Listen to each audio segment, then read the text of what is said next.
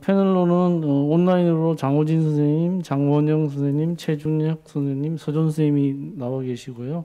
현장에는 문동규, 최익준 선생님이 있습니다. 최익준 선생님 먼저 부탁드립니다. 오늘 좋은 강의 너무 잘 들었습니다. 먼저 이상혁 교수님께 한번 질문 드리고 싶습니다. 사실 CTO PCI를 할 거냐 말 거냐 굉장히 어려운 질문이고 답이 없다고도 느껴질 것 같은데요. 아직 저 같은 경우는 덤벼들기 바쁜 상황인데 실제로 이제 무증상 환자 굉장히 많은 것 같고 체스트 페인이 있다고 하더라도 자세히 물어보면 이게 이스케믹 한 익서셔널 체스트 페인이 아니라 굉장히 에이티피컬 체스트 페인도 굉장히 많고 이 환자가 CTO가 남아있다 그러면은 계속해서 자기가 어디가 아픈 것 같고 계속 왠지 숨이 찬 것 같고 이런 경우가 많은 것 같거든요. 실제로 교수님 경험에서는 이젝션 프랙션에 따라서 하시는지 아니면 리저널 모션이나 모라니티가 있냐 없냐로 평가를 하시는지 혹은 PET-CT라든지 MRI 같은 걸 이용을 하시는지 무증상 환자들 어떻게 하시는지 한번 의견 듣고 싶습니다. 네, 그러니까 저도 솔직히 말씀드리면 이제 CTO가 있고 하면 욕심이 나서 하여튼 그렇게 자꾸 하게 되고 하는데 아까도 저의 아픈 경험 말씀드렸지만 환자 선택은 정말 중요한 것 같고요. 그리고 이제 알고리즘이나 로지컬하게도 일단 증상이 없는 경우에는 아까도 말씀드렸다시피 이제 마요카디알 버든을 일단 좀 잘 따지셔야 될 것 같아요. 그러니까 아까도 지금 증례 2개 중에서 이제 아픈 경우 그러니까 서크 디스탈이었던 경우에는 그러니까 10%가 안 되는 거죠. 그러니까 10%가 안 되는 경우에는 그러니까 그걸 열어준다고 해서 증상이나 아니면 퀄리티 오브 라이프나 아니면은 더 하드 엔드 포인트 이런 것들을 다 그러니까 얻을 이득이 별로 없는 부분이어서 그래서 이제 그렇게 일단 작은 혈관일 경우에는 그리고 콜라테랄이 있고 이럴 경우에는 그러니까 굳이 손댈 필요가 없다는 부분은 꼭 기억을 하셔야 될 것 같고요. 그래서 일단 판단하는 증상이 없을 때는 그러니까 크기가 얼마나냐, 그 다음에 바이어빌리티를 평가하는 이제 검사들을 좀 진행해서 이제 심근이 생존해 있어야 우리가 의미가 있는 거니까요. 이제 그거는 그러니까 생존 심근을 확인하는 과정은 필요할 것 같습니다. 그러면 LAD에 예를 들어서 월머션이 있는 젊은 남자라고 그러면 LAD PCR, CTO PCR 안 하실 것인지요? 그러니까 LAD고 다이아고날이 몇 개 붙어 있고 이런 거면은 이제 시도를 고려해야죠. 해야 되고 그다음에 에코나 월시닝이나 이미 와 있다거나 이제 이런 거면은 바이빌리티 테스트를 더 해봐야 될 것 같고 근데 월 두께도 충분하고 그다음에 그냥 하이포카이네틱하고 하면은 이제 생존 심근이라고 생각할 수도 있고 아니면 애매하면은 MRI나 펫을 찍어가지고 생존 심근을 좀 확인해야 될 것 같고요. 그리고 마요카디알 버든은 하여튼 붙어 있는 가지들이나 이런 것들을 보고 좀 판단을 해야 될 것 같습니다.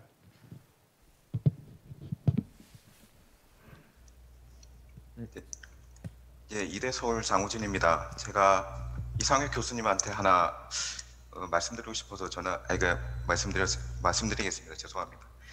보통 여러 연구들을 보게 되면 이제 CTO랑 관계된 특히 이제 리바스큘라리제이션 하고 난 다음에 하드 엔드 포인트에서 개선이 있는 경우가 거의 많이 볼 수는 없는데요. 보통 아까 선생님이 말씀하신 이런 강의라에도 연결되는데 보통 CTO 리전 자체가 만약에 단순하게 이제 증상만 가지고 리바스큘라리제이션에 접근하게 된다 그러면 이 CTO가 이제 싱글 CTO만 리전이 있는 경우는 거의 없고 대부분 이제 멀티베슬 디지즈 중에 하나가 CTO가 포함이 되는 경우가 제일 많은 것 같습니다. 멀티센터 등 여러 가지 데이터를 보게 되면 보통 싱글 CTO 리전만 갖고 있는 경우는 한 15%에서 한 20% 정도밖에 안 되는 거기 때문에 제가 생각할 때는 CTO 리전은 그냥 멀티베슬 디지즈로 접근해서 치료하는 게 좋을 것 같고 CTO PCI가 이제 옵티멀 메디컬 트리트먼트에 비해서 하드 엔드 포인트에 개선이 없는 게 제 생각에는 멀티베슬 디지즈이기 때문에 일종의 이제 멀티베슬 디지즈에 대해서 컴플리트 리바스큘라리제이션 개념으로 전체를 다 충분하게 치료를 하지 않으면 하드 엔드 포인트의 개선이 없지 않냐고 생각하는 그런 생각을 좀 갖게 됐습니다.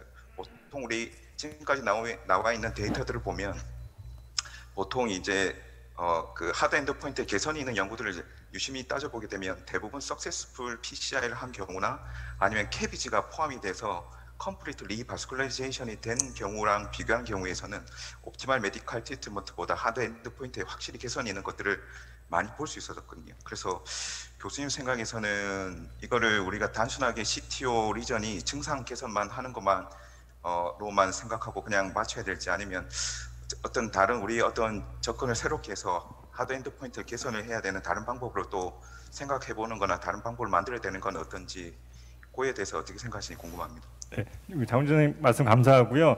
아까 말씀하신 대로 이제 여러 observational 스터디에서 그 이제 PCI를 시행하지 않은 군과 시행한 군 사이에서 그 이제 메이스에서 이제 이득을 보였던 군들이 아까 말씀하신 대로 컴플릿 리바스큘라이 됐던 그런 그 연구들에서 그러니까 이제 두드러지게 그 메이스를 향상시키는 걸 확인할 수가 있었습니다. 그래서 뭐 말씀하신 대로 그러니까 그 전체 혈관들을 다 열어주는 전략 중에 하나로 그 전략으로도 되게 중요한 포인트가 될 것 같습니다. 그 성빈센터 병원의 문동규, 그 이상익 교수님 나오신 김에 그 한 가지만 더 말씀드리고 여쭙겠습니다. 그 일단은 그 RCT 자체가 많지가 않기 때문에 그 옵저베이셔널 스터디 결과들을 보면 분명히 이제 하드 엔드 포인트도 조금 베네핏이 있을 거란 생각이 들고요. 어쨌든 CTO 디바이스나 스킬들이 많이 발전을 했고, 우리가 뭐 이게 JCTO 스코어가 0점이고 1점 정도밖에 안 되고 환자가 굉장히 젊고 테리토리가 크다면 분명히 그 환자에게는 리스크보다 베네핏이 클 것 같습니다. 그래서 아직까지는 뭐 그 증상을 보고 우리가 접근을 하라고 하지만은 분명히 인디비주얼라이제이션 해서 개별적으로 여러 가지 팩터를 고려해서 접근해야 되는 게 아직까지 사실인 것 같고요. 한 가지 질문 드리면, 아까 그 이스케믹 버든에 이제 우리가 컷오프를 대충 한 12.5%라고 말씀을 하셨는데, 그거를 그냥 코로너리 아나토미에 따라서 보시는지 아니면 뭐 MR이나 펫이나 이런 것들을 같이 보시는지, 또 그리고 만약에 이스케믹 버든이 한 15% 되는 베슬인데 바이어빌리티가 전혀 없다면 그거는 어떻게 해석을 해야 되는지 그거를 좀 여쭙고 싶습니다. 그러니까 말씀하신 대로 지금 아까 그 보여드렸던 연구 결과는 그 스펙트 결과를 가지고 이제 정량화를 해서 한 거였고요.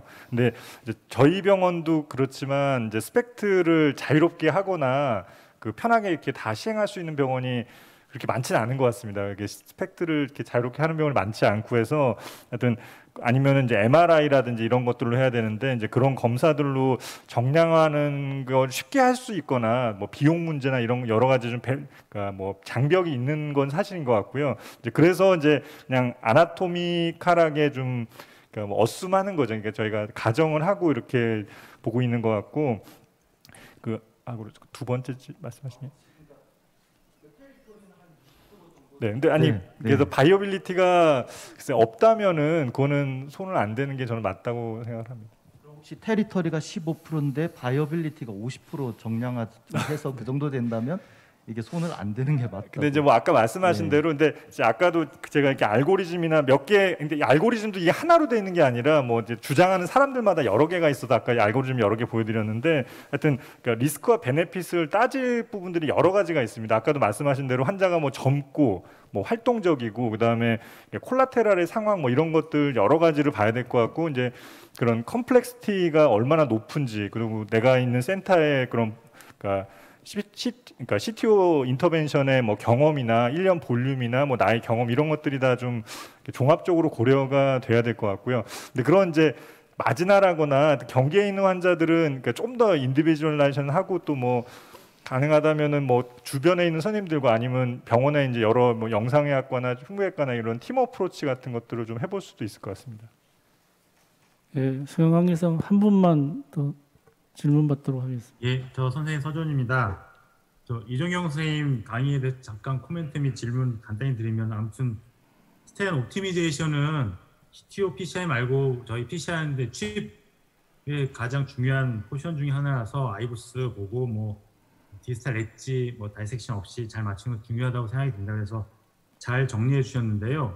보면 저도 뭐 권호성 선생님 뭐 그 은평성모 권호성 교수님의 논문도 보고 했지만은 뭐 미니멀 스탠 에리어, 그다음에 디지털 엣지 나중에 딜라테이션 될 거, 그래서 이제 인식을 하고, 그다음에 스텐트의 커버리지가 버든의 50% 미만, 다 좋은 이론상 이론인데, 솔직히 제가 생각하기에는 실제 리얼월드 프랙티스에서 CTO의 가장 옵티메이션 문제는 칼슘인 것 같습니다. 그래서 칼슘 때문에 IOS를 특히 롱 스탠팅을 하다 보면은 디스탈과 프록시말 엣지에 잘 옵티메이션 되더라도 중간중간에 칼슘 때문에 베스트로 좀 들떠 있는 경우도 있고, 그래서 이제 큰 베슬 같은 경우는 칼슘을 제대로 피지 못하면은 미니멀 스탠트 에리어가 4.9 이상이라 하더라도 아주 좀 인덴테이션이 있어 보여서 오히려 이제 그것 때문에 스탠스 트롬보시스 좀 경험도 해보고 그래서 안티플레이트도 좀 롱듀레이션 쓰게 되고 그러는데, 그래서 칼슘에 대한 것들이 이제 예전에는 많이 데이터는 안 돼 요즘 워낙 잘 알고 있는 거라서 아마 요즘 데이터에서는 없는 것 같습니다. 그래서 선생님 뭐 그 칼슘도 중요하다고 판단이 되고, 또 선생님께서는 그런 칼슘이 있을 때 어떻게 스탠 옵티미제이션하는 좀 팁이나 트릭이 있으면 좀 얘기해 주십시오. 네, 좋은 코멘트 감사드립니다. 사실 저장 교수님 그리고 질문 주신 서정 교수님이 다 저의 선생님이시자 선배이셔서 제가 감히 답을 드리기는 어려운데요. 제가 이제 말씀드린 제 강의 준비하면서 CTO 스탠 옵티미제이션 관련돼서 논문을 펀메드나 북을 다 뒤져봐도 많지 않더라고요. 특히 아이브스는 몇 개, 우리나라 데이터 몇 개 없고 일본 쌤들 아주 소규모 데이터밖에 없는데, 그 이유가 지금 선생님 말씀하신 것처럼 아마도 그 CTO 바디에 있는 칼슘의 정도, 그 다음에 디스탈 베디의 여러 가지 플렉이나 또는 아까 이상혁 교수님 말씀하셨던 할지 말아야 될지 이런 적응증에 대한 디퍼런스가 워낙 많아서 이게 함부로 디시전하기는 어려울 것 같은데요.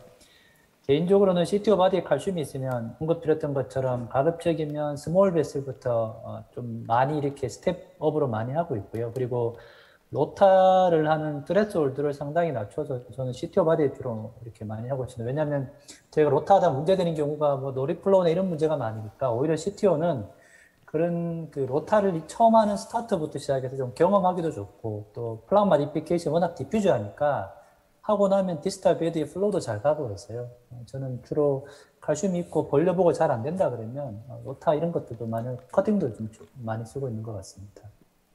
그 칼슘이 되게 그 한 50 마이크로미터 이상 되면 풍선을 해서 잘 안 드러나기 때문에 그 미리 로타를 해야지.